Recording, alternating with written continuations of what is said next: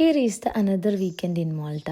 കഴിഞ്ഞ week morning shift ആയതുകൊണ്ട് പടപടയുന്ന ദിവസങ്ങളൊക്കെ അങ്ങ് പോയി. സാറ്റർഡേ സൺഡേ ആണ് ഞാൻ ഏറ്റവും കൂടുതൽ പ്രൊഡക്റ്റീവ് ആവുന്നത്. രാവിലെ എഴുന്നേറ്റ് ചെയ്യേണ്ട കാര്യങ്ങളെല്ലാം ചെയ്തു തീർത്ത് ഡാൻസ് ക്ലാസ്സും കഴിഞ്ഞ് കുക്കിങ്ങിലോട്ട് കടന്നു. ഇത് കഴിഞ്ഞിട്ട് വേണം ഇന്ന് നമുക്കൊരു സ്ഥലത്തേക്ക് പോകാൻ കേട്ടോ. ക്ലീനിങ്ങും പാത്രം കഴുകലൊക്കെ കഴിഞ്ഞ് ഫുഡും കഴിച്ച് പെട്ടെന്ന് തന്നെ ഇറങ്ങി. നമ്മളിന്ന് പോകുന്നത് ഡിംഗ്ലി ക്ലിഫിലേക്കാണ് കേട്ടോ. കുറെ നാളായി ഒരു സൺസെറ്റ് ഒക്കെ കണ്ടിട്ട്. വിന്റർ ആയിക്കഴിഞ്ഞാൽ ഈവനിങ് ഈ ഒരു ടൈമിൽ ഈ ഒരു സ്ഥലത്തേക്ക് വരാനേ പറ്റില്ല, തണുത്ത് വിറച്ച് ചത്തു.